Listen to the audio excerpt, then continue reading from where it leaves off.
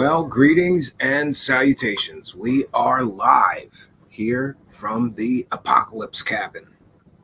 I didn't know it was going to be an Apocalypse Cabin when I started building it, but here we are. So tonight we're going to be talking about Peter Maxwell Slattery.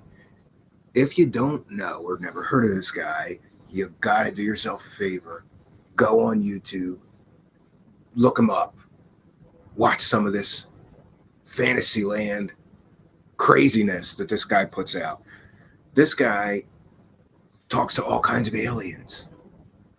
He's had all these alien experiences. He has zero proof of anything, but yet he's making an incredibly good living running around selling his alien bullshit. And I'm just kind of fascinated by that. The fact that this guy's running around claiming that he's talking to all these aliens, getting paid to tell people his Fantasyland stories, just kind of fascinating to me. Now, this guy was from Australia, actually, and there's Daniel James, from The Context, who has the Cosmic Con series, did an excellent video on this. Actually, you know what I forgot? I forgot to invite our guest.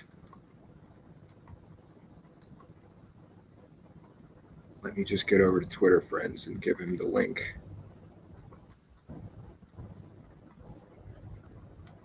And we'll get him to join our show.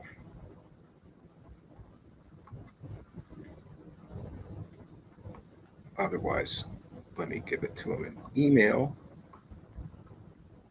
Sorry about that, Daniel. I'm running way behind schedule today because right before I started the stream, we had all kinds of audio and video. Like I think one of the USB plugs is like going bad because the mic keeps disconnecting and not being recognized. So I was frantically doing all this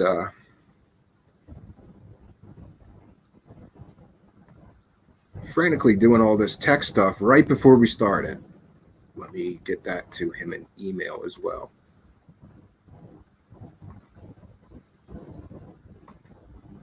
Okay. Sorry about that, friends. A little bit of housekeeping here, and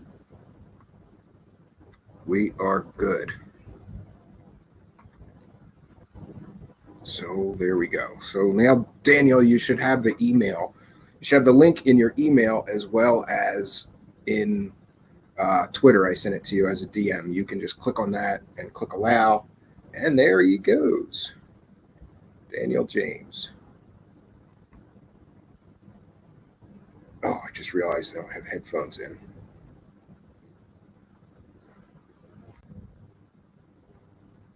Daniel, can you hear me?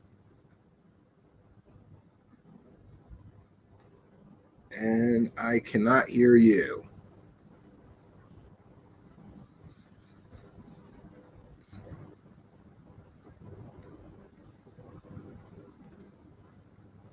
All right, hold on one second, Daniel.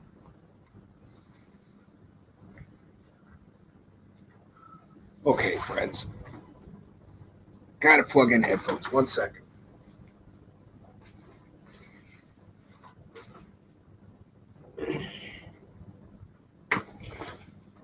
We are usually a little more organized and prepared.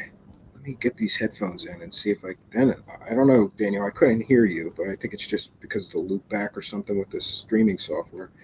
1 second.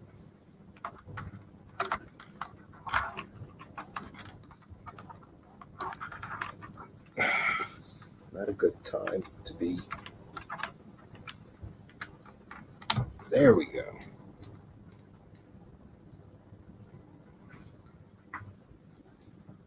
Okay, 1 second. Let me turn my attention to the live chat really fast. Okay. So the live chat is up. Okay, Daniel, are you there? Stephen, can you hear me? Yeah, there you go. There's Daniel James, my friend from down under. Greetings and salutations, Stephen. How you doing? Well, I'm sorry about this. I was trying to explain, like right before I started, right? Everything was fine for like the last few hours. Mic's working, camera's working. Right before the stream, like something happened, and I had to be flipping USB cables. I forgot the headphones. I forgot to send you the invite. But other than that, everything's great. Strange things happen in the woods, Stephen. So Yeah, I'm here in the woods, man. I'm here in the woods. It's been a hell of a day, man. We've had thunderstorms on and off all day, and we're at a very high elevation. So I love thunderstorms here because you get this huge thunder and you get bolts and bolts of lightning. Other places I've lived, you see like flashes, but you don't see the bolts. Here, it's a light show. It's fun. yeah, it's crazy, isn't it, when you've got a bigger sky as well when you're outside the city limits and you're looking up. Absolutely. Yeah, I got a telescope here that we just got kind of working because it's great for those, especially when it's not too cloudy. So tonight I thought we were going to talk about this crazy guy. Can you You're from Australia. Can you tell me, is he really popular in Australia, this guy? I can. I just turned my volume up really loud because I saw some feedback in the chat. Guys, can you hear me a little bit better this time? Okay. More volume for Daniel. Yeah, now I think it's much better. I hear you much better as well. Sweet. Okay. Yeah. In terms of popularity, I think it's fair to categorize Peter in the emerging field. He's certainly made a name for himself. He's worked his way up and made connections with all of the usual suspects that we've seen on the circuit, and he's got himself in nice and tight with, I guess, ESETI, James Gilliland, and Mm-hmm. that sort of crowd that visits there. So, yeah, look, in terms of popularity, I think what also helps him is his enormous catalogue of UFO videos and yeah, lots of sightings, things like that, orbs and paranormal activity and all that kind of stuff. And he actually has a bit of a background in that sort of more paranormal ghost hunting kind of thing too. Interesting. So very interesting character. Yeah, I would suggest like over the last couple of years, he's certainly made it more of a profession than it ever has been. But in terms of like mainstream popularity or breaking through to any sort of level of celebrity status over here, not really at all. No. Well, and here we go again.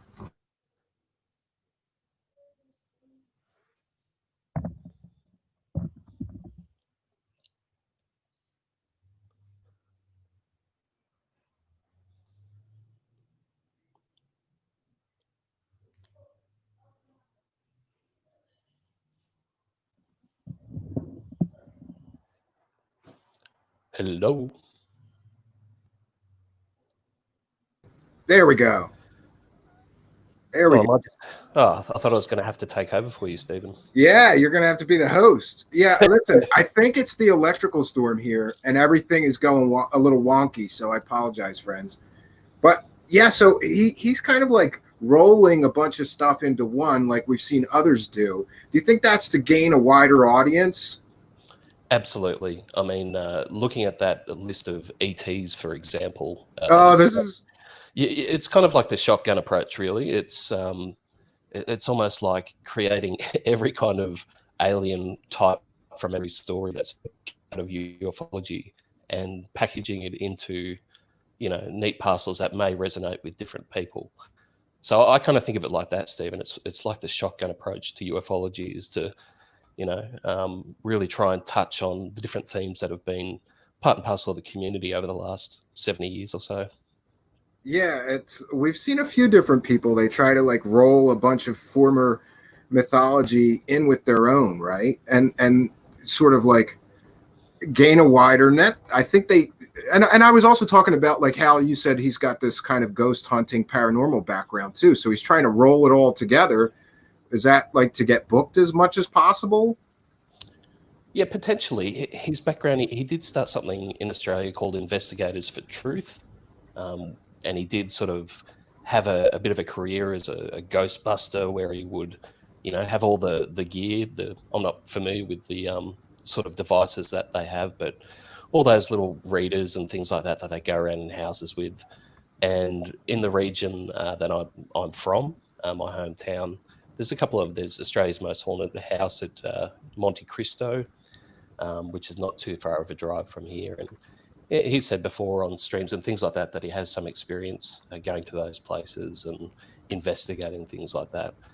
So that kind of paints a bit of a picture of his background, and I try to make that point in the video that he's kind of like that chameleon kind of guy that really just blends into different communities, different states of mind as well. Yeah, so I'm putting this graphic up on the screen, and folks, these are the aliens, all the aliens that not Daniel, I'm sorry, Daniel. No, these are the aliens that Peter Maxwell Slattery claims he's in constant communication with. And this is ridiculous. I thought this guy was a goof. I thought this guy was like goofing on UFO and alien people and made up this fake character and these fake stories to goof on UFO people. But here in this graphic, we have like Keanu Reeves as Jesus. We've got the typical Pleiadian sort of, hot blonde Nordic girl. We've got E.T. and we've got, this is amazing, friends. He talks to aliens, real aliens that look exactly like the aliens in Avatar. It's right here on the graphic. And then also we have this, I guess he doesn't talk to bluebird people. He talks to yellowbird people.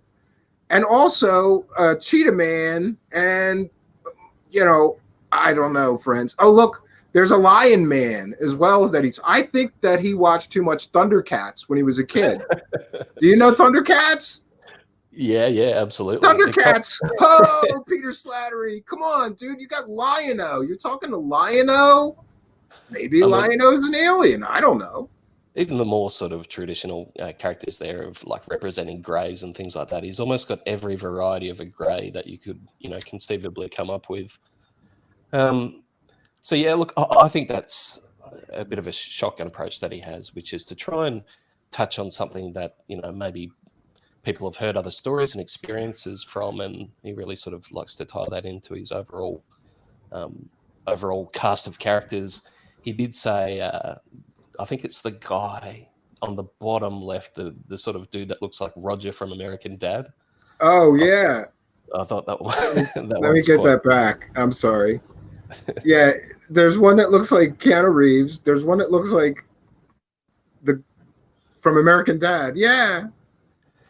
Yeah, and he says that, and that's it's kind of one of those things that I've noticed, which is a bit of a trend as well. He just kind of takes it to the extreme, but it is a bit of a trend to sort of tie pop culture, movies, films, that sort of things back into some of these experiences and stories. And we've seen that with Corey and David and others talking about Star Wars and Star Trek. Replicators.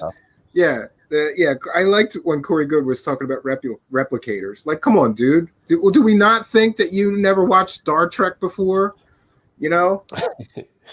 With my videos too, Stephen, I kind of make mine not so much for the ufology audience or those that are kind of deep within, but more so as a bit of a concise snapshot of some of these characters and what they put forward. I'm not really trying to debunk them, is another thing.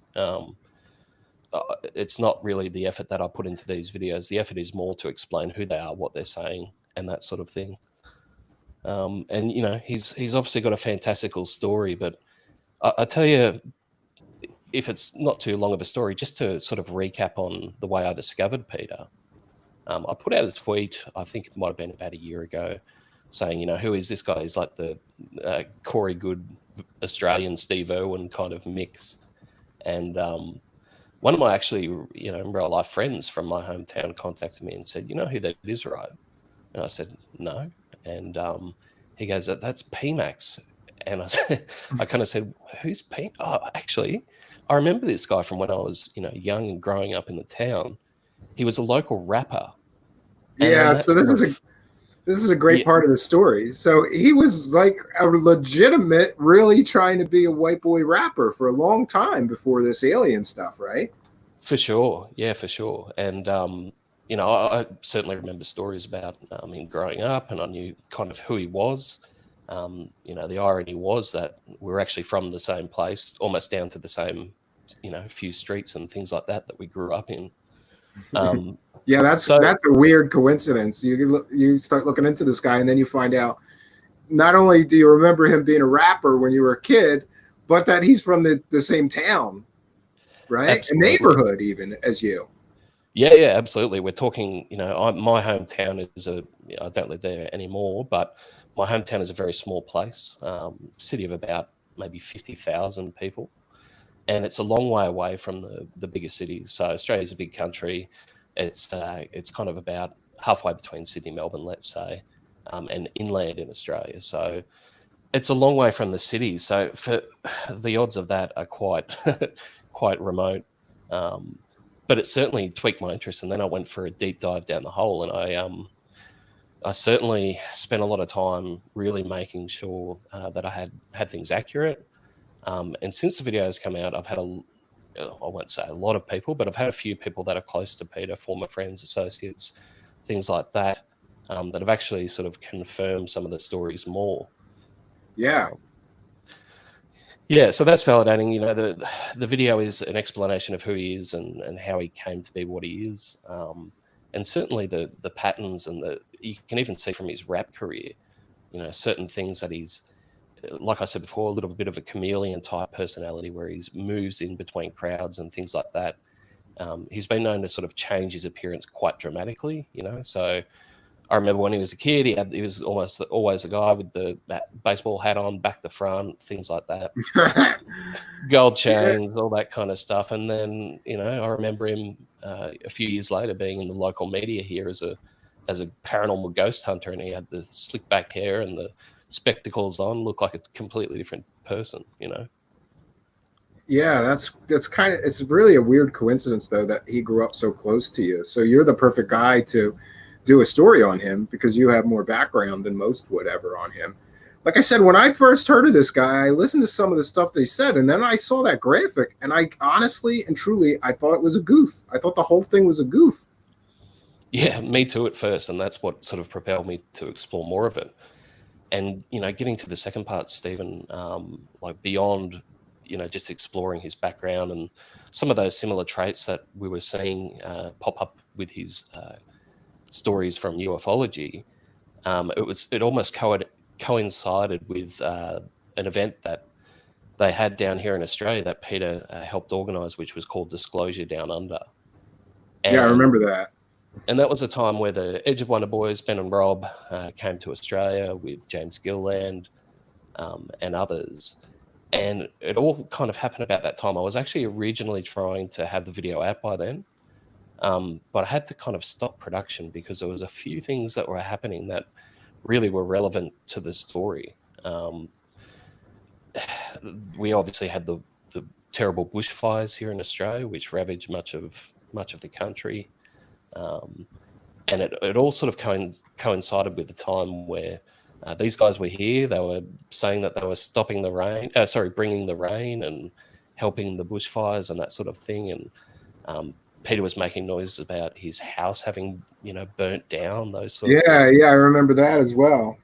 So I kind of, the story took a little bit of a twist at that point where I stopped production and just tried to knuckle down and research a lot more because I thought, okay, well, maybe we can't prove that, there's not a Roger the Alien ET character that's getting around. But what I can certainly prove is that his house didn't burn down. Yeah, do you think that was just like a sympathy thing, or like I don't understand that? And then the other thing is the things with these rains, because first James Gillian said, like, well, if I wanted to, I could bring the rains and stop all the fires, but you have to let nature take its course. And that's a big asshole thing to say while all these people are losing their homes.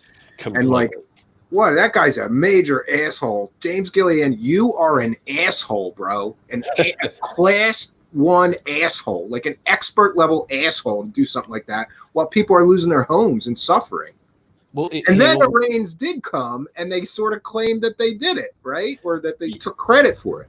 Yeah, for sure. And they were talking a lot about, these were the karmas and we were having to deal with our karma and that sort of thing. That's why the fires were happening. And yeah, you're absolutely right. In the next breath, it's as soon as the rain did start falling, they were all, claiming responsibility for bringing the rain. So that kind of, it certainly pissed me off, with the pain that the country was going through. And then you've got these guys going around stopping all off at the tourist hotspots, taking Yeah. pictures, and Yeah, it was like they were having a party while everybody's losing their house. Everybody's houses are burning down, and they're having a party. And wasn't that the Edge of Wonder's dumbasses were in on that too, right? Completely, yeah. So the next big thing there was, the house burning down. I could certainly do some investigation into that. I could look across property records, ownerships, which I did, and found out that there was no way his house burnt down. And just as you said, like the Edge of Wonder guys were in on that. There was a public post that Ben Chastain put out saying that Peter's house actually did burn down. Not, might burn down, not was in danger, in a red alert or anything like that. He said the house burnt down. And then I also had access to another private message that he sent someone else saying, we trust Peter. He's a trustworthy guy. He wouldn't lie to us. And he told us that the house burnt down. The guy wouldn't lie to you. He's telling stories about talking to like 100 different alien species, but he's trustworthy.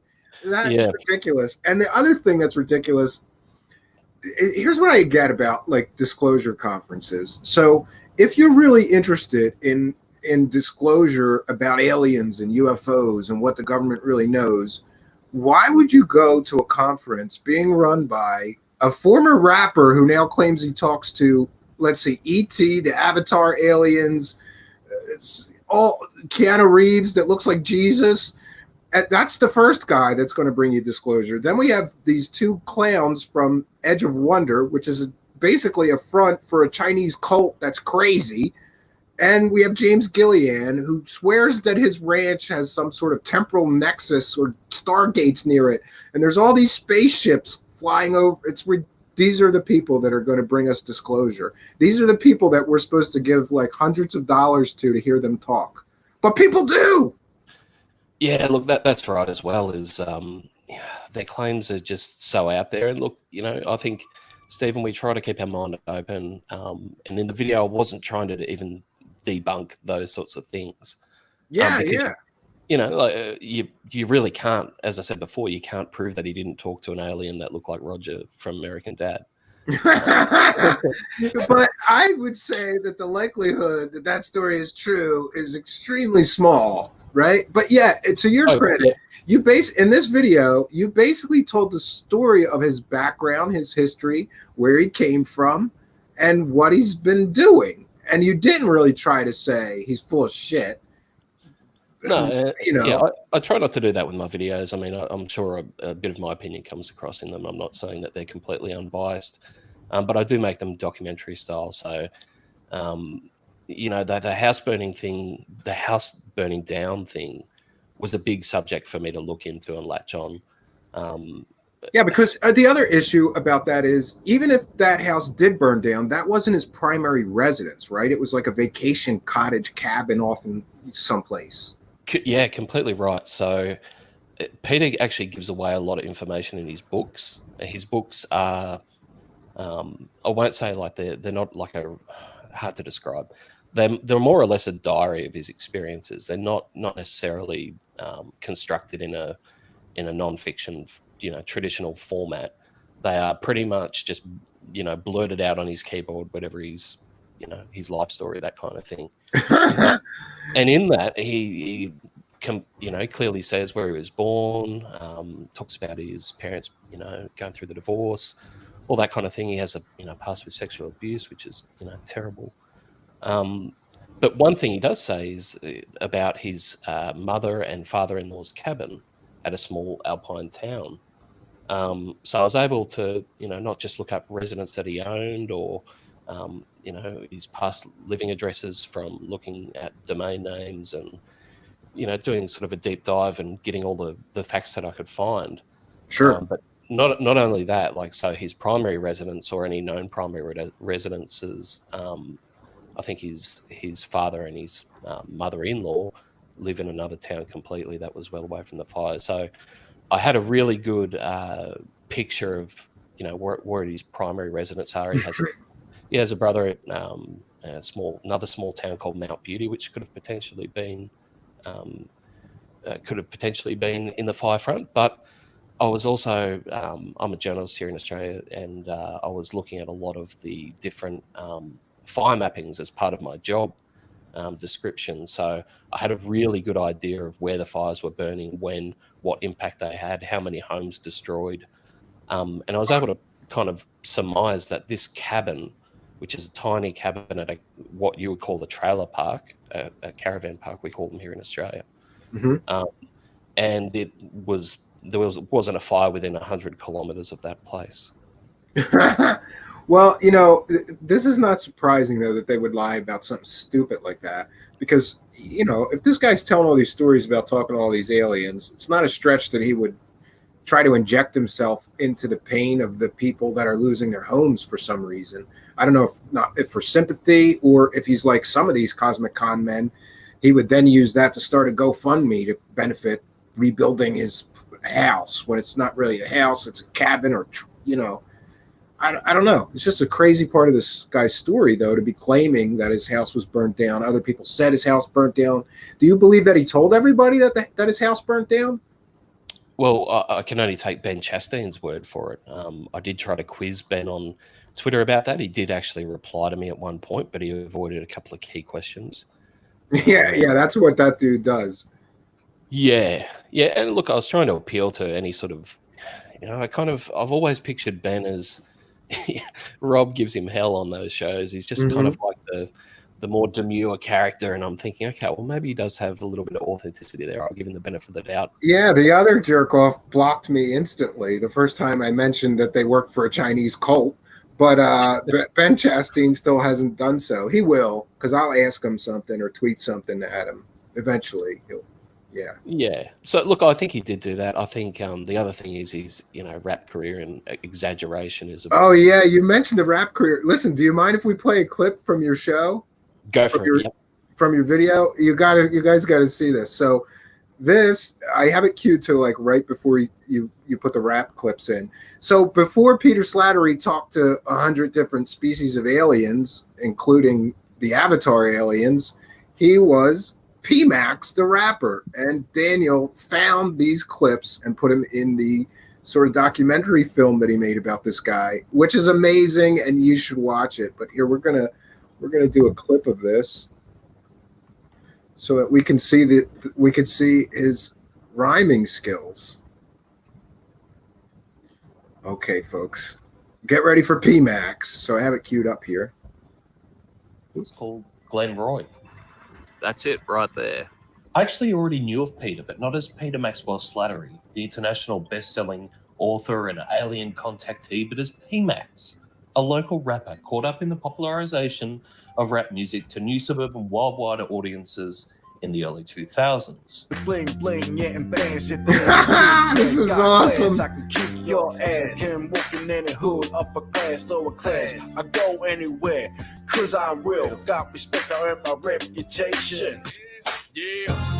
Yeah. Guns blazing, I'm Yeah. taking the sign, from bitches to riches, I got love for my homies, and know they wanna roll with me. Until you play hitting bitches, here's my middle finger. This is a life of a G. It's quite simple to see. You live by the gun, you die by the gun. But I ain't gonna change for no one. I'm P-Max, bitch. You look at me. Bitches come up to me, want me silent.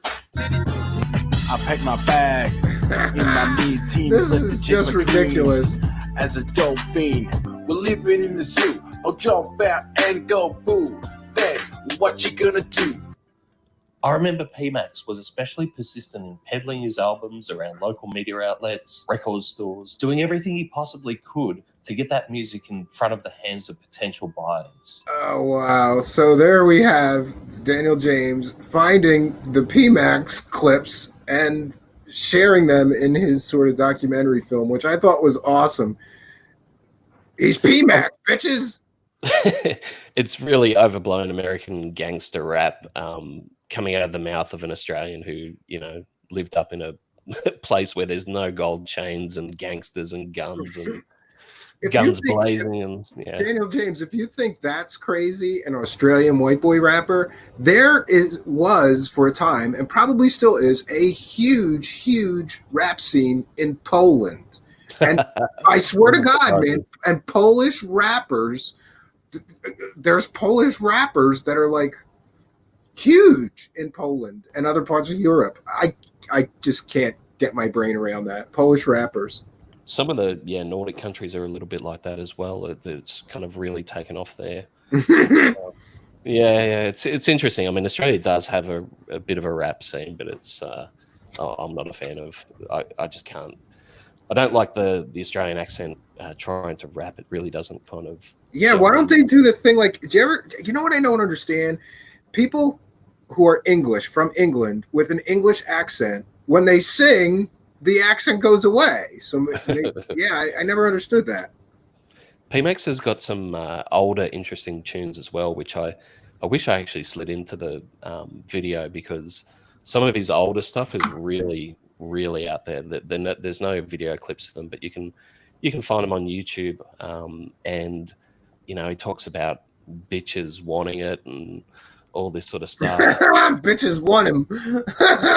and you know, like he talks about his past as a drug dealer and all this kind of stuff, and it's just like, yeah, I understand people have growth and that, but it isn't really that long ago that he was doing all this kind of stuff. And in terms of authenticity, how he can sort of move from being, bragging about how many drugs and drinks and all that kind of things to being a love and light, let's meditate and yeah, it's very strange juxtaposition.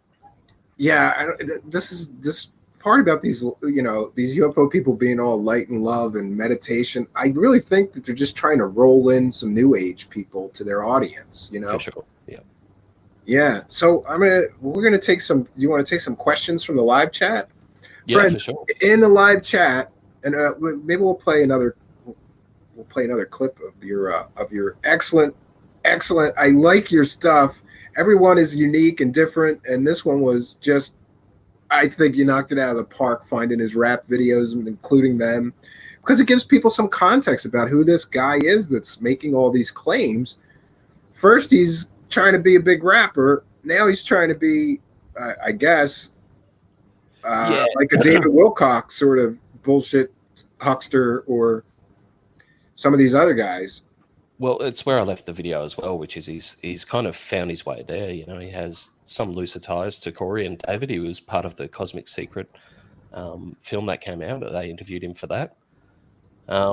So, yeah, look, there's a couple of things that I didn't quite get into the video. One that I found out later, which I posted on Twitter, a thread detailing one of the speakers, Barry Littleton, was due to speak at the Disclosure Down Under event in Australia. And I'll just quickly wrap this one up. Not long after he landed, he got extremely ill and had to be in hospital. He was in ICU, almost died, and there's a picture of him with tubes and everything in there.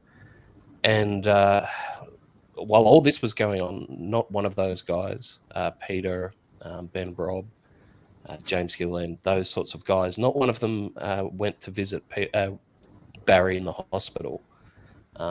And he was in ICU for 11 days following his emergency surgery.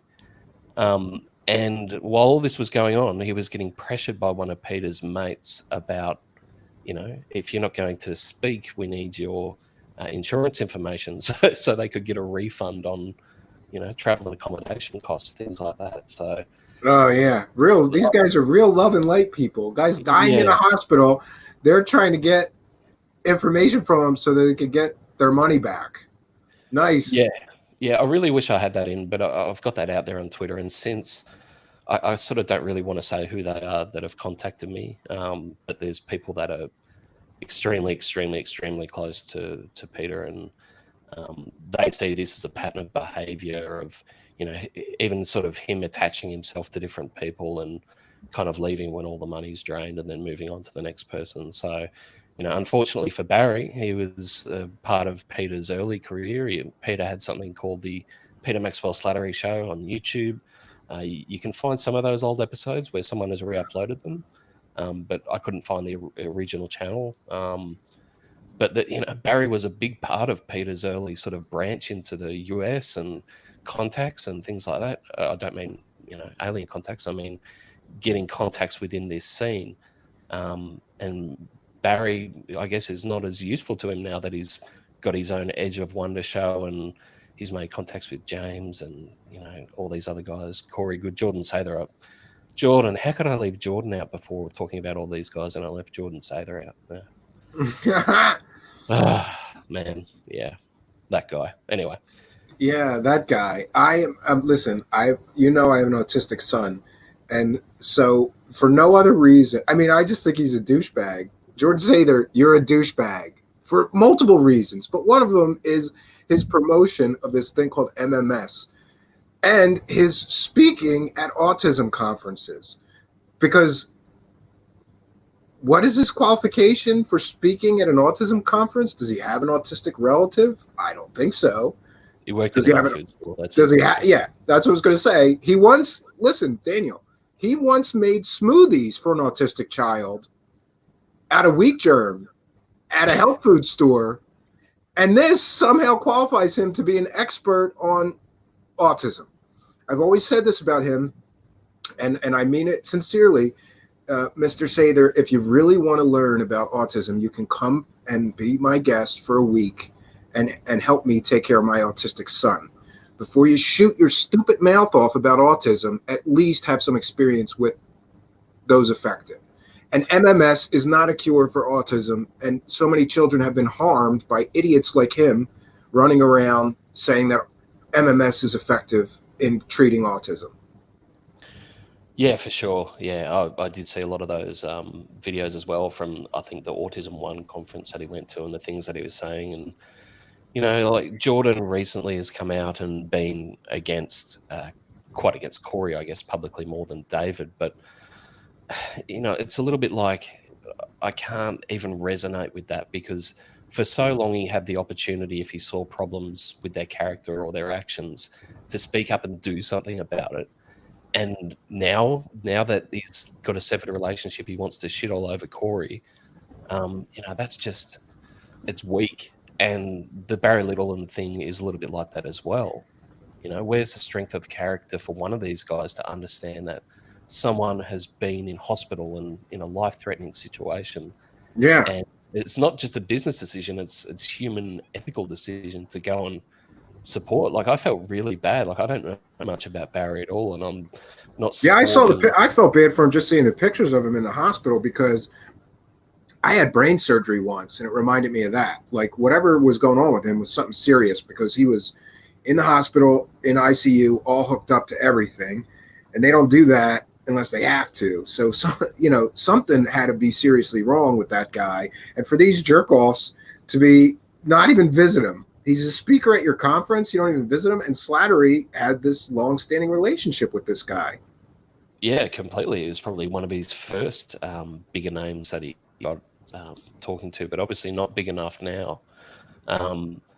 You know, like I just think as well, like I'm not pushing Barry's messages or what the content he puts out. I don't really know what he does as far as that's concerned. But I tell you what, I live in Melbourne and I was in the same city, and if I would have known, you know, like, because imagine it yourself, you're in a different country, you go through all of this, like, and you haven't got your family and friends to come and nurture you and take care of you in hospital. I'm not saying I would have done that, but I certainly would have paid anyone a visit from this community who had been through something like that, just to, you know, say, can I help? Like, well, and the fact that these guys anyway, I'm getting a little bit too in the weeds with it, but it is a frustrating. yeah.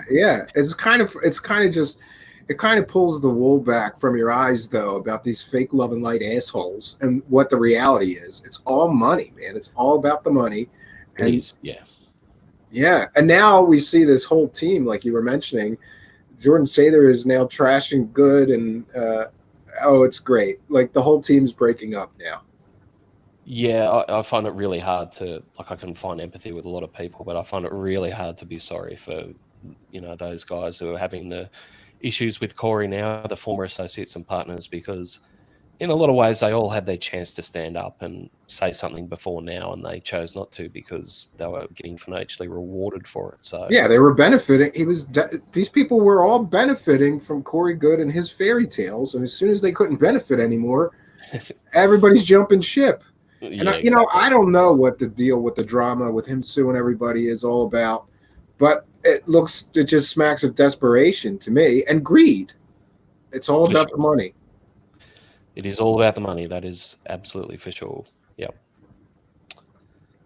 So what do you see is next for this guy? Is he just going to be making the rounds in the circuit, trying to sell more books and more bullshit and more documentaries? And yeah, I think he'll keep going. I think the interesting thing is along the lines of the disputes going on, I guess is the way to frame it, between Corey, David, and others, Roger, and all the rest of those guys who have got their lawsuits on one another.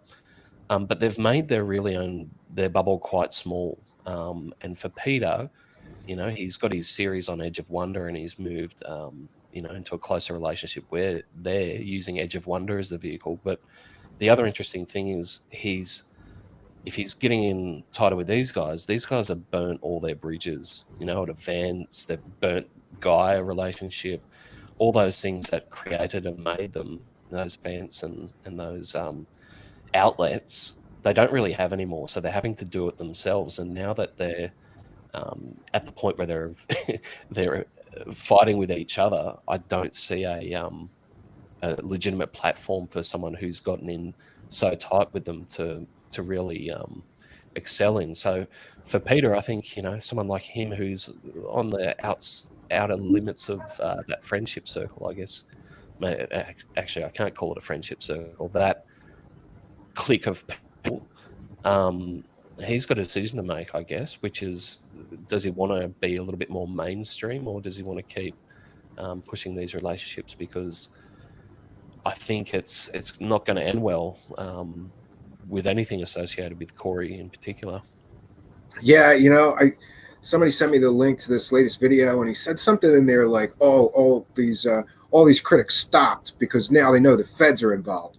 First of all, listen, maybe people stop covering Corey Good because he's just not worth it. He's just not worth it. It's not worth, I don't know. I think the guy's a psychopath, and you don't want to invite a psychopath into your life. So, for me and others, like some people just said, nah,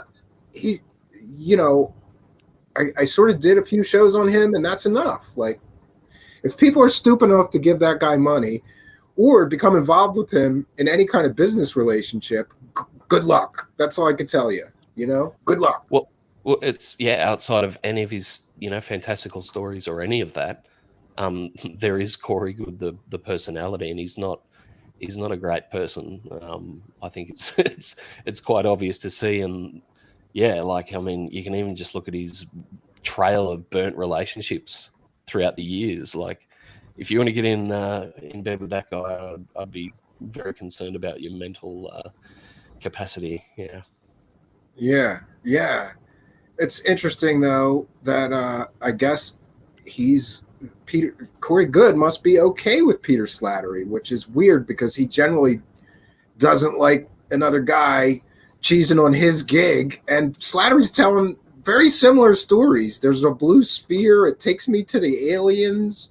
This is Corey Good's material. So I found that interesting. He's got IP. This is my intellectual property, and nobody's allowed to tell similar stories or I'll sue them. But he's given Peter Slattery a pass on a lot of things and letting Peter Slattery sort of benefit from his weirdo clique of UFO nuts that are selling bullshit. It's James Gillian and the Edge of Wonder Boys. Yeah, it's a really good point. Like, I did notice that. I was actually going to end off the video that way, but I was so delayed in production and spent so much time on it already. Ideally, I would have ended that video with the kind of I guess a supercut of all the similar things that Peter and Corey have said. Like, as you said there, the blue spheres of light, those kinds of taking them away to have these alien experiences. There's more than just that. There's a lot of examples. Absolutely. Crossover stories that they've got. And look, I don't know how well they are associated, apart from the fact like they must be associated somewhat because Peter was in the Cosmic Secret. But also, I've in my research, I've come across videos of them. They've been together at ESETI and other events, so they do have a cordial relationship. But yeah, you're right. Like, I guess there must be something in it for Corey, because why else would he do that? He's, as you say, he's very aggressive and on the front foot with anyone trying to, touch on his little IP. Yeah, which is ridiculous in and of itself, because if you're telling what is supposed to be a true story, you can't copyright that. You can't, and he's tried with all these trademarks and everything. It's just ridiculous. Yeah, it's a dumpster fire.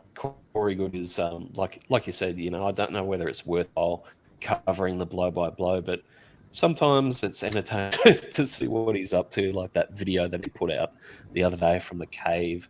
Yeah, he's looking pretty haggard too. Like, oh my god, just the way he talks too. Like, I'd be really interested in a body language expert to sort of watch him and sort of see what their take is. I mean, you mentioned before, like, he comes across as a bit of a psychopath. I think obviously there are some tendencies that he's got, but I'd really love to see what an expert says about someone like that, because yeah, just the way he even says hello creeps me out. Yeah. Hello. Yeah. Oh man. It'll be interesting to see what pans out with all these stupid lawsuits, because and what gets me most about him is all these claims that the state police are involved, the feds are now involved, and he has no proof of any of that anybody's being criminally investigated. If you ask me, there's a higher likelihood that he is than any of his critics. Corey Good's made these arguments that he was cyber stalked and all this stuff, and it's all ridiculous. If you're going to go on the internet and tell all these ridiculous stories that you talk to aliens and all this bullshit, then I'm allowed to go on my YouTube channel and tell people what you're saying and why I think it's bullshit. You can't sue me for that. Well, they've taken the point where they're public figures at this point. They've been on, broadcast television shows, series. They've put themselves online, and I know it's a bit of a story for Corey before that he says, I didn't really put myself out there. I was outed. But, we all know from looking back at his Project Avalon threads that this was something he was pursuing. He was actively working on pulling it all together to be able to put himself out there as some sort of identity that could profit from events and videos. And he certainly did that. There is a lot of people that have fallen for his front and sent him money, and now he's got his legal, I can't remember the Warrior League. Send me money yeah. So that when somebody says that my alien stories on the internet aren't true, I can sue them with the money that you send me. That's the gist of his bullshit legal fund nonsense.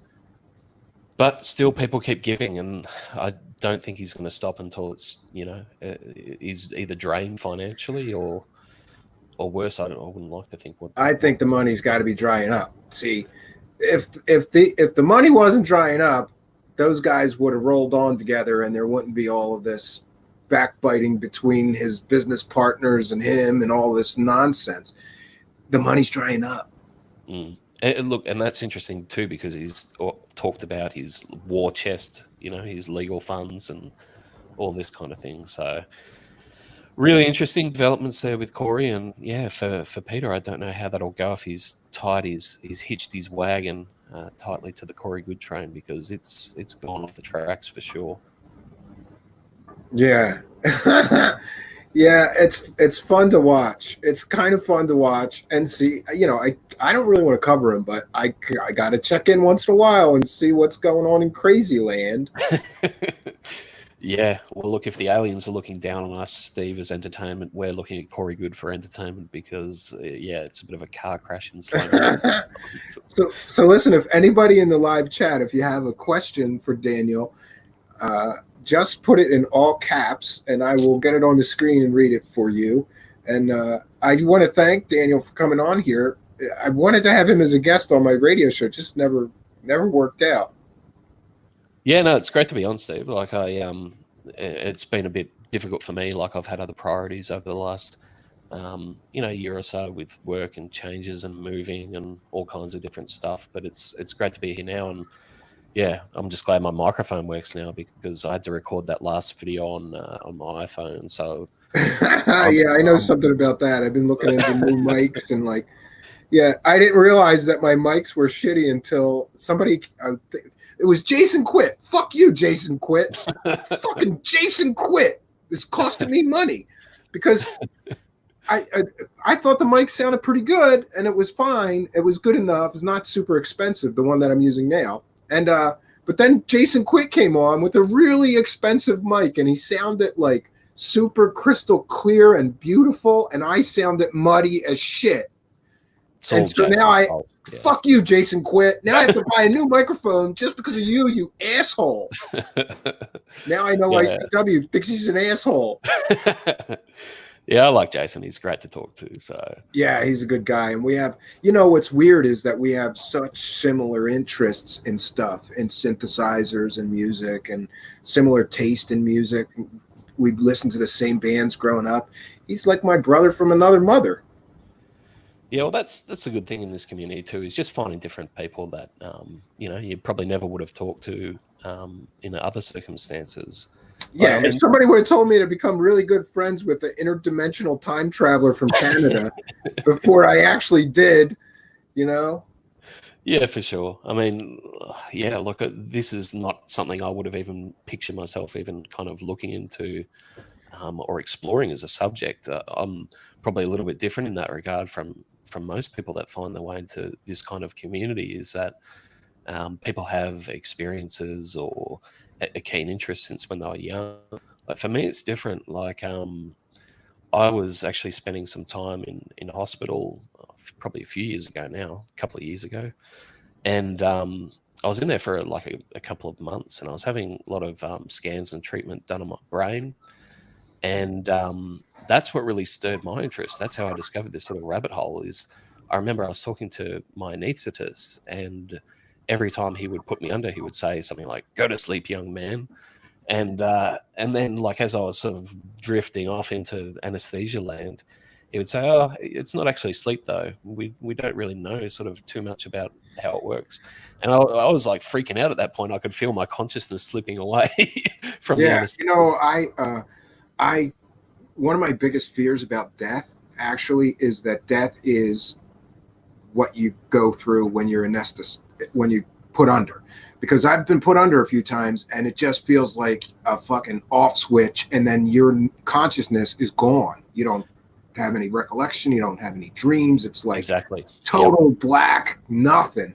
That's my biggest fear about death. Having been anesthetized a few times, I hate that feeling. And when they told me they had to do it the last time, I was like, oh no, can't you do it with local? No, we can't. You have to be under. Oh shit. Now I gotta go through that mini death. Yeah. I was having that experience probably on a daily basis for a while, while I was having the tests and things done, the procedures done. And that kind of is what prompted me. Like I remember, like later that afternoon when I came to, I started looking up videos about consciousness and researching consciousness. That's exactly that's my first sort of trip down that rabbit hole to now looking at these guys, because you know, it started out where I was watching a lot of documentaries and things like that in my spare time in the hospital. I never would have had time or thought to look this up in my regular life. You go, well, I've got about 300 hours to kill, so that's 300 documentaries I could watch. I've been through a similar kind of thing. When I had this brain thing myself, it was like, okay, we're sending you home from the hospital after you've been in here for like months, but you can't do anything. You can go home, but you can't do anything. You just have to sit in a bed for a month and heal. Yeah. So I did the same. That's funny. I did the same kind of thing, and it was like, well, now I can look down all these different. Yeah. Well, yeah. Like I started looking at all this stuff, and then found, I think, David Wilcock first, and that led me to Corey Good and Emery Smith, and I was like, oh my god, this is a great story. Like someone should tell this. And then I found your channel, actually, Steve, Midnight Hour, CW, Joe from the Carolinas, and I watched all of that content. I was like, okay, there is people calling it out and pointing out some of the inconsistencies and the that kind of thing. And all I wanted to do at that point is I pulled out a notebook and I started writing the whole story down. And I'm like, I need to put this in a neat parcel and put this out there for each of these people, so that other people who would not necessarily find this subject or not necessarily have an interest in the subject, they would find what's going on. Because it's just like kooky internet stuff. I like that as well. Yeah. That's kind of what I want my new show. We're going to be covering just some of the strangest stories on the internet. We just did this Dybbuk box thing, which was fun because that's a great story. And anything strange, unusual, or mysterious we want to be looking into. Philip Blair wants me to say, ask Daniel James to rap or sing a song for us. Put him on the spot.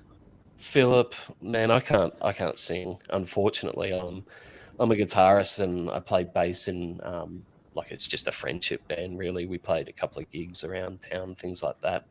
But yeah, like I played guitar my whole life, but I can't sing, and it's just the most. Yeah, don't worry about it. I had a decade-long career as a rock singer, and I can't sing worth a shit.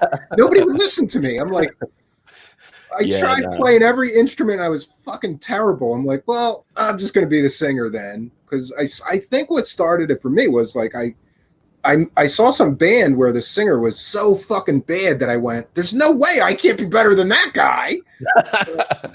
That's hilarious. Yeah, man, I'd love to sing. That's probably one of the things, if I could change, I would love to be able to sing because, yeah, it's just so cool when you can jam and have a bit of a sing on the guitar. And yeah. Unfortunately, I got better with time, and eventually I got a real vocal teacher who taught me how to sing in harmonies and do my own. The best thing that ever happened to me as a singer is that this teacher recognized that I could be good and helped me get better and taught me to do like my own backing vocals, because somehow every band I was in, every guy in the band refused to do backing vocals. So in the studio, if you could sing the harmonies and do other backing vocals, your records came out much better. So eventually I got better. Yeah, I mean, I don't know. Like they say, it's a skill that can be learned, but I think some people just have that amazing range and tonality in their voice. And unfortunately, I'm stuck with a very ordinary Australian voice, so I can. Oh, I think you're fine. You got a good radio voice too, so you can do that. Yeah. You're still doing that Warped podcast, right? Well, yeah, it's been on hold for a few different reasons. None of that is Stephen's fault; they're all mine. I want to move it to a bit of a live format. Maybe we do some pre-recorded stuff with Stina still. And obviously she's still a co-host, whatever. It just got interrupted for me with work and changes and moving and all that kind of stuff. And I'm like, I'm not in a position where I have a dedicated space or time or equipment to be able to do it. And that's changing hopefully soon. But like, for instance, I know something about that. Listen, I keep asking my wife to explain this to me. We have like a 3,800 square foot house, right? A 3,800 square foot house. I can't find one quiet part in that entire house. Like I give up. I got 2 children running around screaming. It sounds like a herd of elephants. So yeah, that's why I'm doing most of this show anytime after they're sleeping. That's the only safe time. And even that's not good because sometimes they just wake up screaming. So yeah, you got to have a place. You got to have a room for it that you can use that works. Spot on, mate. I'm actually looking at a new house myself, which is one of the main things is like, apart from I work from home now mostly, and I run my own business as well, media business. But I need my own office space. So what I'm thinking of doing is just kind of gathering all my audio studio gear, my guitars and all that kind of all my stuff and put it in a room where I can just, lock the door and it can be soundproof enough to not wake up anyone or anything like that, because like I've got a family, that kind of thing at the moment. You know what I do? Quietest bedroom. I came here and record. If I really have to record something, this is where I do it, here at the cabin, because there's no, if there's no children here, like sometimes I come here myself and just get work done because it's quiet and you're not, and I'm certainly not disturbing anybody else, especially some of these like screamo rock tracks. I feel funny with neighbors at my other house. Yeah. Like 3:00 in the morning, I'm screaming my head off. Man, I need a cabin, Steve. That's what I need. Yeah, listen, isn't land in the middle of nowhere in Australia super cheap? Yeah, for sure. I mean, I live in Melbourne, as I said. Land's not necessarily cheap there. You're gonna have but outside of Melbourne, right? Yeah, I recommend it to everybody. I tell everybody the same thing. Here's what you do. You go buy the cheapest plot of land that you could buy, even if it's only like an acre. That's all I have here, but I'm still surrounded by the woods. And just do it. Just figure it out. You can convert a school bus. You can get a shipping container and turn it into a cabin. You can build a cabin from logs, whatever you want to do. But it's going to be awesome, and you're going to love it. Do it. There are places like more sort of inland, like Australia as a country. It's a desert country, really. So the coastal areas are, the I guess the most habitable places in the country. Like if you can buy land for like $1 in in the middle of Australia, in the middle of the desert, but it's not going to be great. There was a while there for probably about 20 years ago or a little bit more that you could actually buy really cheap land in Tasmania, which is a little island at the bottom of the country. Oh, I would love to own a cabin in Tasmania. It's a beautiful place. Yeah, it's so pretty. I would have loved to have got in on that early, but I think all of a sudden many people caught on to that because it's quite different to the rest of Australia. So it's opposite of America. Things that are further down south in this country are, more cooler climate, and things at the top of the country are the more tropical. That's where all the crocodiles and, Yeah, you guys got some nutty animals over there, bro. Yeah, not where I am. Melbourne's, I guess, a lot more. Like any probably transient city in America. Probably a lot more like Seattle or something like that. Yeah. Shiggy was asking, does Daniel do any harmony at all? Choirs use it to block out the not so good voices with the better and more powerful ones. Yeah, I do that myself. Maybe we should do that, Jiggy. We'll do a collab. We'll all put out some sort of beats together. That'd be funny. Do an album and to raise money for something. Legal fun.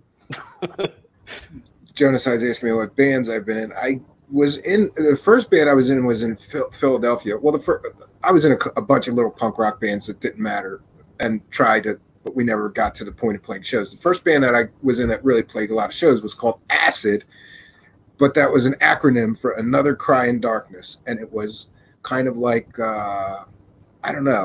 gothic punk rock. And then later I started my own group, or I started something called Haywire, which was like really electronic and industrial and heavy guitars. And now I'm doing this project called Dreams in the Dark. And Dreams in the Dark is really just me and a lot of computers and synthesizers. Nice. Yeah, I love that style as well. I sort of really love like industrial music, Trent Reznor kind of stuff. Like he was my biggest hero growing up. Probably still is. That guy's amazing. And when I first found him, I was trying to do what he was doing. And I was one of the first people I knew that was making music on computers. And then somebody gave me Pretty Hate Machine and he said, you got to hear this one-man band guy doing everything with synthesizers. And I was blown away and a little pissed off because I was like, damn, I'm not the only guy doing this or trying to be a one-guy army with computers. But it was cool. And he's him, KMFDM, that kind of thing. Somebody's asking who is, the Don Craze Face says, who is going to be the subject of Daniel's next video? I've left him comments in the past. He's hoping for Edge of Wonder guys. Yeah, look, they'd certainly be on the list. I've talked to a couple of people about how I might take the next direction for the next one. I guess there's some obvious candidates. Like I'd like to do one on Emery Smith. I think those sorts of guys. There's probably a list of about 10 people that I've got that could easily have a Cosmic Con episode done on them. I just wonder if I'd take something into a bit of a different realm. Like lately, Stephen, I've been really closely following, I guess, the more nuts and bolts ufology community. And I find them really fascinating because I hadn't really ducked my head into their territory before, or too deeply, I guess. But what I kind of find is a lot of parallels between New Agers and those guys, whereas, they really sort of do approach their research and investigation from a point of view of trying to validate what they already might believe. It's kind of like the Fox Mulder I want to believe syndrome. Yeah. So they already have a conclusion before they finish compiling the evidence. They're just trying to find evidence to support their conclusion that they've already got. I found that to be my experience. And it's also, I think a lot of those guys are somewhat disingenuous because they kind of like put themselves out there as the more serious side of this thing, and we're about evidence and documents and you know, science and this and that. But really, they're no better than some of these really out there extreme storytellers. It's just, for sure. It's packaged like it's got more science and evidence behind it. Because we see that stuff over and over again, like, oh, the Wilson documents, or, you know. The Wilson Davis leaks and those kinds of things are really, really interesting to deep dive into, and just some of the people behind them and the things that they say. Like, I've been really interested in Rich Dolan. He's very vocal in calling people pig-headed for not believing what he's believing, but at the end of the day, a lot of these things are just conversations that they're basing a lot of their facts on, of things like crash retrievals and all kinds of stuff like that. So I find that whole sort of scene really interesting. I'd like to cover maybe one of them, but maybe the whole scene. But at the same time, I know I'd get a lot of backlash for that because it is. Views are still views, Daniel James. Yeah, I love views. I love them. I don't care. I don't care if you fucking hate me, hate my fucking show. Just click on the video, dumbass. Well, I was surprised when I did the David Icke video. I did get a lot of kickback on that one. I thought, wow, you know, the guy that talks about reptilians and things isn't the most, you know, sort of traditional thing that I thought people would objectify, you know, profile his story. But I certainly did get that with him. And look, I'm not afraid of that. I don't want to sort of damage the wider series as well. I want to give people, you know, they have a certain expectation when they watch one of those videos, what it's going to be. And like Philip Blair said in the chat, James Gilliland, definitely on the list. Yeah, I just realized I put it up and then I forgot to ask you. So yeah, James Gilliland is on the list. Yeah, I got some good sources for you that may shed some light on the light shows that happen above his place. I will try to get you in touch with them. Oh, and I will say this: someone who was extremely close to Peter Maxwell Slattery confirmed to me that the majority of the sightings that he puts forward and captures on film are satellites. And they said that like they're in a position to absolutely 100% know. Again, I can't say who they are just now, but I found that really interesting because Daniel James, stop it! Don't ruin the con, bro. It's not a fucking satellite, Daniel James. It's a mothership way high up in the sky, bro. Well, I think it's a combination of things. That's my opinion. I think it's a combination of things. Like, I think because they do say things about, you know, we use a satellite tracker, so how could it possibly be that? I think maybe they have, you know, a different sort of range of little tricks that they do to make them happen. Or, you know, like even talking to other people say that, you know, they could be the orbs and things like that could be a natural phenomenon in certain types of regions. And listen, I'm convinced that a lot of the stuff that he's showing people are satellites, having talked to firsthand witnesses that were there. I talked to one who told me that he kept checking his watch. And then suddenly he's like, I can feel the energy opening. They've opened a gate and a mothership's going to be coming right above us any minute now. And he's looking at his watch while he's saying this, and a few minutes later they see just a light, small, tiny light way high up in the sky crossing over his property. That's a satellite, friends. It's not a mothership. It's a satellite. And the reason he's checking his watch is because he knows that satellite's coming over at a certain time.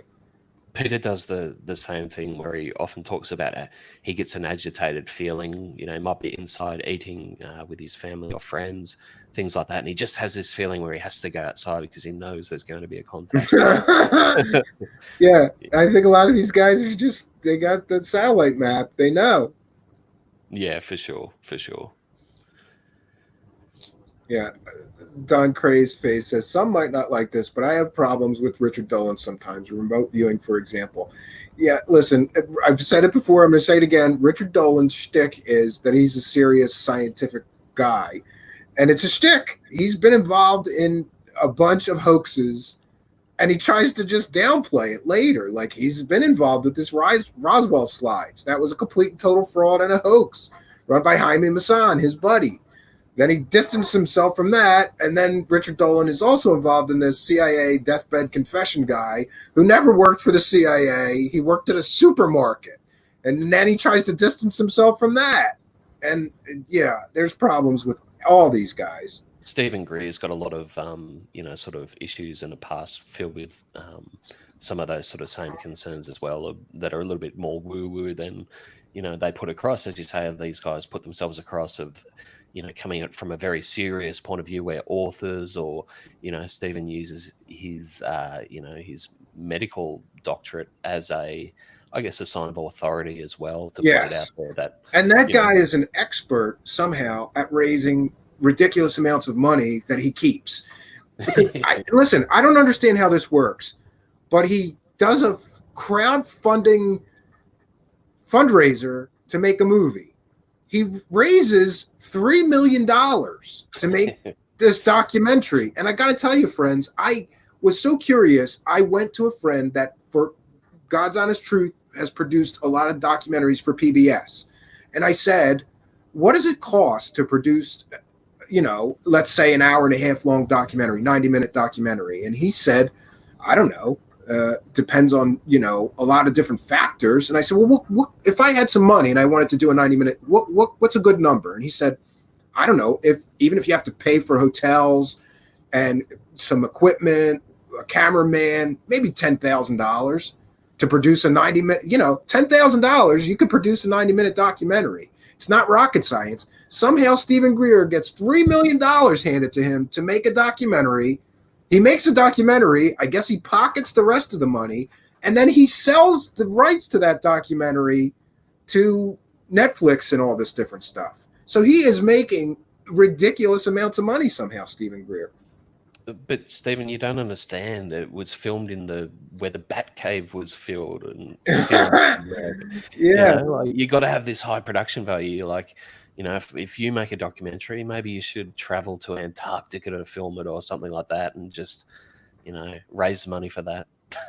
It's just ridiculous that guy gets away with that. Like, I don't understand how people just throwing money at him like that. He's got this, and he's had this Anaconda humanoid. That was a total hoax. Yes. Hyped up for years, total hoax. And he said, if the DNA comes back that it's human, I'll accept that. DNA came back that it's human fetus. No, that the CIA got to them. The Men in Black must have got to them. And he used that in his latest documentary, like, since it's been proven, that it's not extraterrestrial. So, where's the credibility in that? I guess the point that I'm coming to is I want to kind of explore what is the difference between a cosmic con who is putting forward, fantastical stories versus these guys in the nuts and bolts community, because I'm not trying to downplay or dismiss anyone's experiences or beliefs, but a lot of those patterns are quite similar. They are, in a sense, profiting from it. It's a business, it's a career. Mm-hmm. So what's the real difference? I mean, just watching what's been unfolding on Twitter with a lot of these guys as well, like UFO Joe and the Black Vault, and there's this kind of whole other community that runs in parallel to the Cosmic Con. So anyway, look, that's something I'm interested in looking at. I just got to make sure it fits within the prescription of the video series that I've been doing.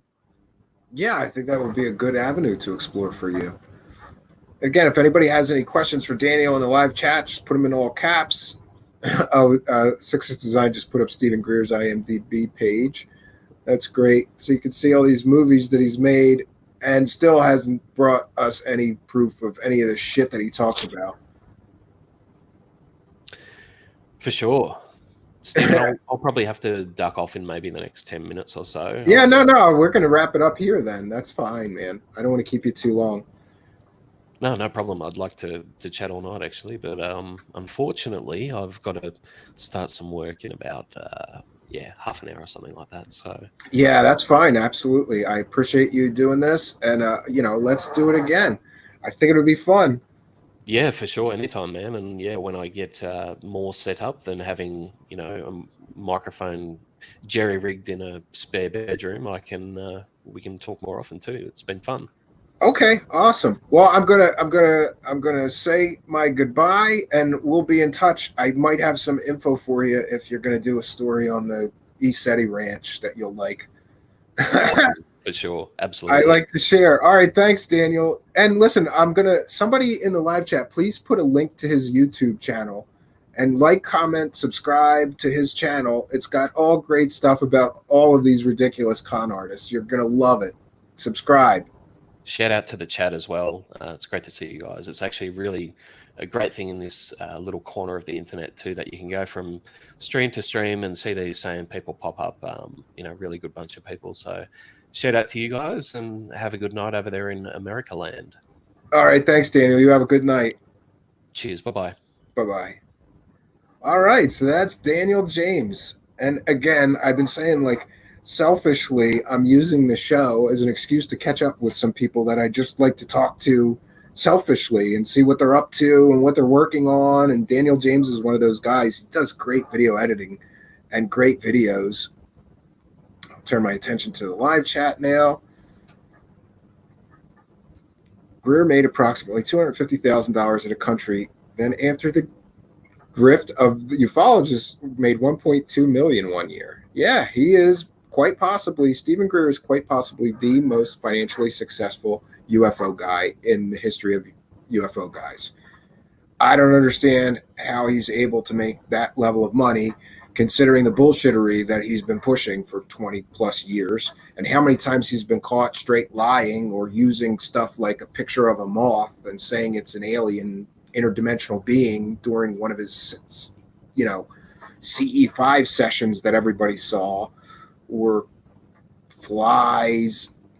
Let's see, one of the videos I'm pretty sure was flares, but that's just my opinion.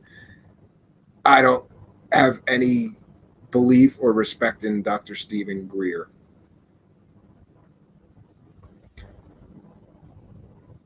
Brad Gray says, hey, Daniel is an Aussie, must be a legend. Yeah, I'm taking it that Brad Gray is also from Australia.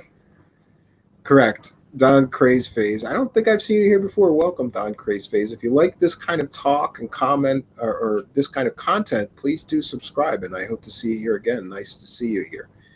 And Don Craze Phase says, correct, he was in the ER. Yes, Dr. Stephen Greer was an ER doctor before he became a UFO huckster.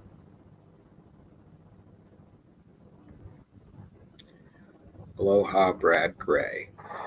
If you want to find the full video on this Peter Slattery that Daniel produced, it's great. Just search on YouTube for Peter Slattery, the context, and it'll come up. It's like 3 or 4 videos down from the top somehow still, which is crazy. Welcome to the YouTube algorithm, where even if you search on pretty exact search terms, you still don't get what you're looking for.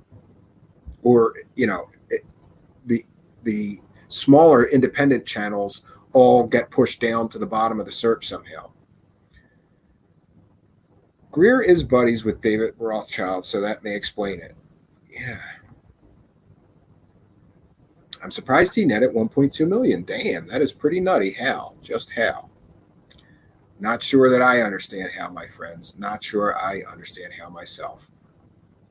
I don't understand how this model of making documentaries works. Like, excuse me, all my fans, but I need to make a new documentary. Everybody, please give me money. And then you raise $3 million, right? I could be wrong on the number. It was at least $1 million, I'm sure. I haven't looked at this in a while, but he crowdfunded a huge amount of money to make that last movie. I don't understand that. I just don't understand how that works.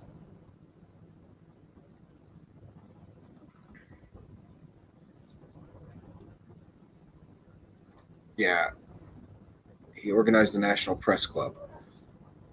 He has an app for sale. Yes. And that's another thing. If you had the secret to how you can contact aliens, how you can initiate peaceful contact between humans and extraterrestrials, would you be selling it in the app store, or would you give that information away? You got to buy it. The CE5 thing. It's in the app store. I think it's in Google Play Store and Apple. Yeah, Phil Blair says, I haven't bought it. I wanted to buy it to try it just to see if it was truly the bullshittery that I think it is. You know, it's a lot of this stuff with the CE5. I feel that it's just like the power of suggestion, you know, like, oh, let's meditate. We're going to see something in the sky. And then magically, yeah, you see something in the sky. There's lots of stuff in the sky, friends. Doesn't mean it's aliens. So I think what we're going to do here, friends, is I'm going to play the I have to take a short break here. So but I'm going to play the bumper to open the phone lines. If anybody does want to call in, you're free to do so. You'll be calling me here at the Apocalypse Cabin. I'm not quite sure how great that phone's going to work up here, but I think it worked here last time, so we should be okay.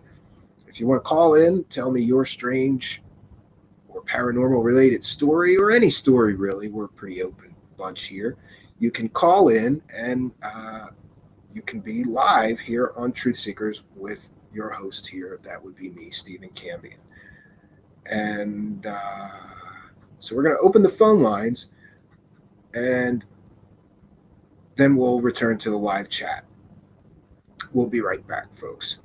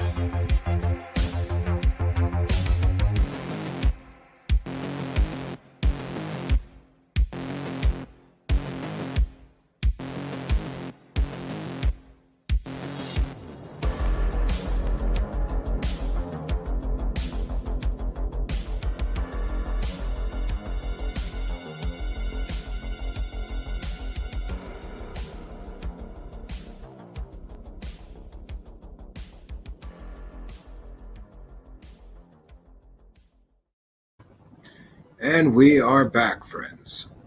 I managed to fit in what I needed to hurry up and run and get, which was the phone. I keep doing this thing where, like, I leave the phone in, like, a whole... it's worse at home because I got a huge house. I leave it, like, in the garage, and I'm way on the other side of the house, and I'm in the middle of the show when I realize where I left the phone. So I did the same kind of thing here, but we've got the phone if anybody does want to call in. Otherwise, I'm just going to turn my attention to you guys in the live chat. And we have CE5 contact for $9.95. Yeah, you got to pay $10 if you want to. If you want to talk to aliens, you can. It's just you got to buy the app first. You got to buy the app first. Stephen Greer says you have to buy the app. $10. You know, I think I'm going to buy it and I'm going to review it, and we're going to have a good time doing it.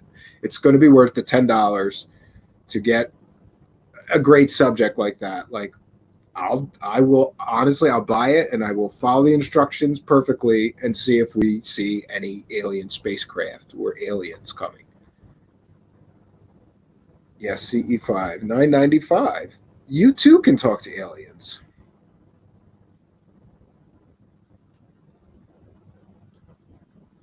Don Craze Phase, you are my new best friend, bro.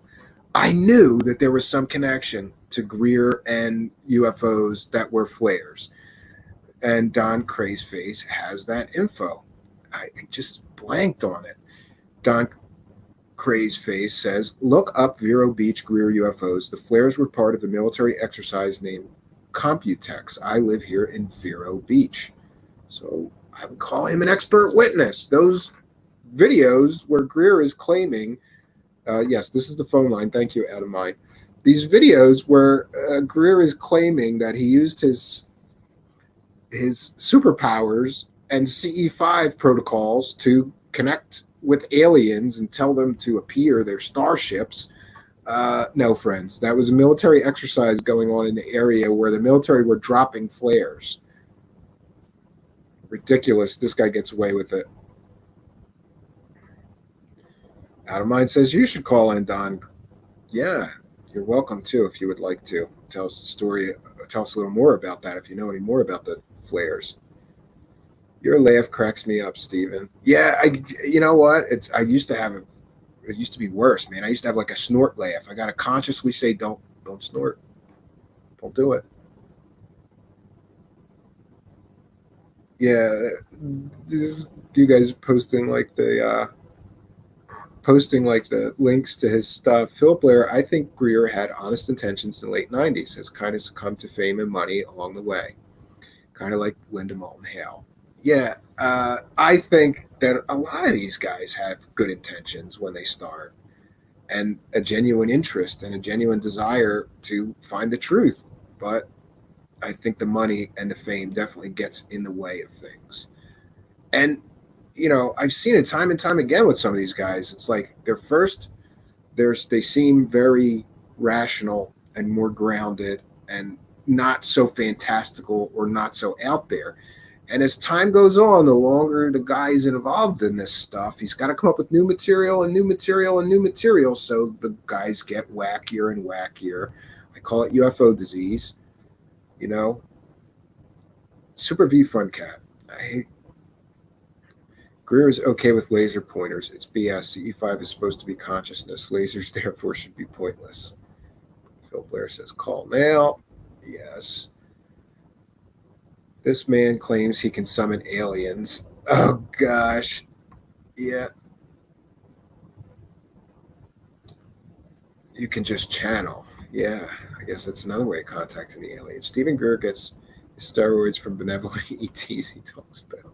I don't know if he's roided up. He looks kind of roided up for an old dude, though. He might be, for all we know. I don't know. Buy an app. Yeah. Aloha, Dan Hogan. Yeah, and this reminds me, Daniel Hogan. I got your message on Twitter. I'm going to be doing a show with Dan Hogan coming up based on this EVP investigation that he did. And he asked me earlier, did I get into the files that he sent me and what did I think? And I didn't get a chance to reply yet. And so I'll do it here. Daniel Hogan, you got some cool stuff there, and I was very interested, and I think it's very compelling. I have to do some more work on the audio files to try to clean some parts up and isolate those, and let's just call them anomalies for now, or the voices and things. I think it's pretty interesting stuff that you got captured there, though, and we're going to fully unpack that on the show and have you on as a guest to talk about how you recorded this stuff, what kind of methods are you using to do the EVP sessions, and we'll show everybody what you found with this EVP session and group of files that you have already sent me. Super V Fun Cat. HGH is so mainstream now. Yeah, human growth hormone. If Sylvester Stallone is using it, yeah. I heard from someone that I used to work with, actually, that's an MMA fighter, that HGH is game changing if you want muscle and power. I don't know if he's on it, but he just was telling me about that basically making you Superman, especially if you're a little older of a man and your growth hormone levels are going down. It makes it harder for you. I don't know. It makes it harder for you to build muscle, I think. You see that color? Then someone asks if it's just a clear, but Greer replies, "Oh, no. Florida man lost at sea for 14 days claims he was assaulted by a mermaid." Okay, Phil Blair, we're going to check that story out. I've never heard. Did he get raped by a mermaid? That's pretty crazy. Half fish woman? I don't take. Hi, Phil Blair says, Don Cray's face. Greer could get in serious trouble if he is pointing lasers at planes. Yeah, it's a stupid thing to do. You don't point a laser gun up, or you don't point a laser, even a laser pointer, up in the sky. You could really cause havoc with the plane if that goes in the pilot's eyes or whatever. Yeah, I'm not a fan of Greer. I'm not a fan of many of these guys. And I've followed a lot of them for years and years and years before finally just deciding that, majorly, I would say, do I believe that there's aliens? Absolutely. Do I believe they're visiting us? I don't think there is credible scientific evidence of that, and there may never be. All right, friends. Well, we got new callers, and we're going at just about an hour and a half, so I think we're going to wrap things up here at the Apocalypse Cabin. I got a bunch of stuff that I'm still trying to do tonight, and I have an early morning tomorrow because we have this sort of meeting once a year, our local community here, and I kind of have to go to that for various reasons, and one of which is to try to explain why I didn't finish this basketball court project that I started. Let me tell you, you can't rebuild a basketball court with no money, and so that became sort of an impossible mission. Yeah, and then tomorrow I have to go to this meeting. I try to do a lot of work today around the cabin, but it rained like hell all day, and I was kind of stuck inside the cabin. So I started working on my wife's list of, my wife, like little things like a sticky door, like a door that sticks. Really, I don't know if they bother her. So I had to take this whole door apart and take it off and cut the bottom of it and put it back. And now, instead of sticking at the bottom, it's sticking at the side now. So I have to go take that apart and try to fix that next. I don't know what I'm going to do. Get the sander out, I guess. It's, Okay, let's see. Philip Blair, he described in graphic detail how he was forced to perform oral sex on the fish-like genitals of these aquatic creatures. Not only onto the women, but also onto the men. He got gang raped by mermaids, Philip Blair? You got to send me the link to that story. Send it to my Twitter, please.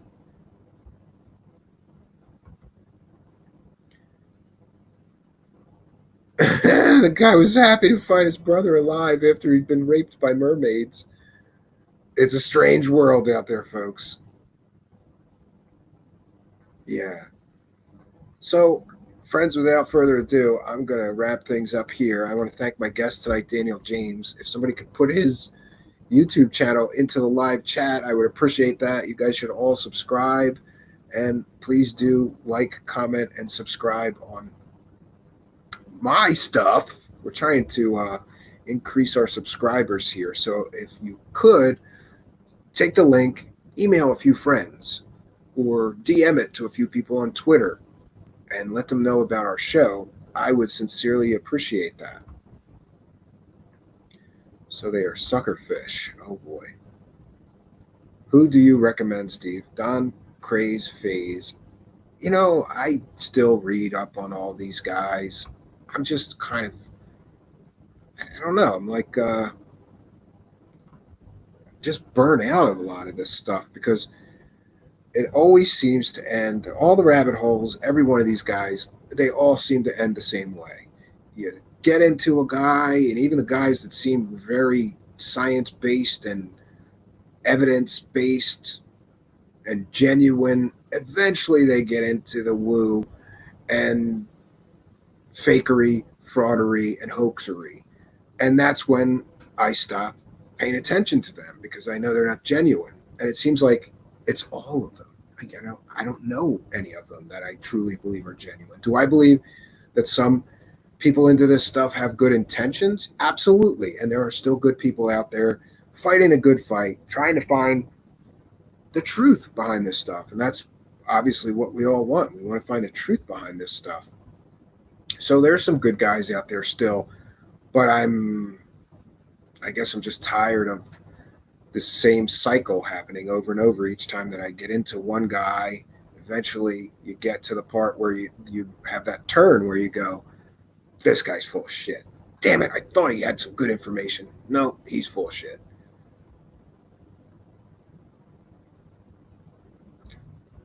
All right, friends. Like I said, I have a going to have an early morning tomorrow and a long night tonight probably because I don't sleep much, can't sleep much, but I still have to wake up early in the morning. So I'm hoping to do some things for a few hours and then feel tired enough that I can catch 3 or 4 hours before this cabin meeting, the community meeting here.